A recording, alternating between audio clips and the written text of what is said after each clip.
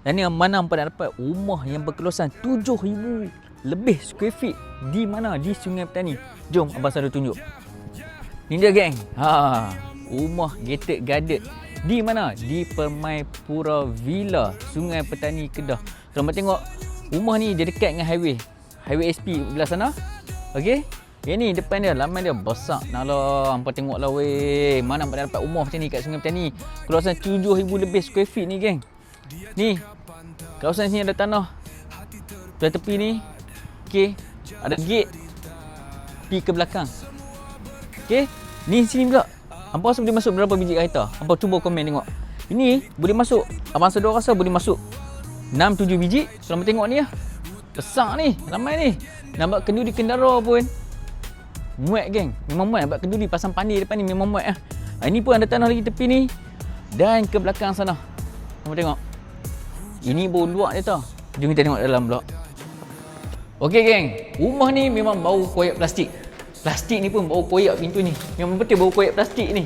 Sebab apa? Baru lagi. Owner nak jual dah rumah ni. Dan rumah ni masih ada warranty. Jangan risau. Segala defect ni owner dah minta developer buat. So hampa beli nanti, insya-Allah rumah akan elok. Ni dia. Keluasan dalaman ataupun build up area dia 1,800 square feet. Ni dia ruang tamu dia. Dia punya design layout bersegi. Tapi bagi Abang Sado lah, Abang Sado rasa nice. Sebab apa? Sebab dia punya ni, okey, ruang tamu sini. Sini kitchen dah. Besar juga kitchen dia ni. Nak masak ni memang tempat tenang, luas. Memang luas lah. Nak buat tempat makan kat sini. Okey. Yang ni bilik dia. Bilik dia pun agak unik. Okey. Ada satu bilik sini. Ni bilik kedua yang kecil sikit. Toilet sharing kat sini. Okey. Yang ini pula bilik mana? Ini bilik master bedroom lah. Dia ada dua master bedroom. Bilik yang ada toilet. Okey. Ni toilet. Dan ini satu lagi bilik. Dan ni toilet. So dia ada total 4 bilik, 3 toilet. Unit freehold. Terletak di Permaipura Villa. Jom kita tengok ni bahagian belakang. Yang ni dia punya macam apa selling point dia. Ini dia. Hampa keluar buka-buka pintu ni sejuk ni.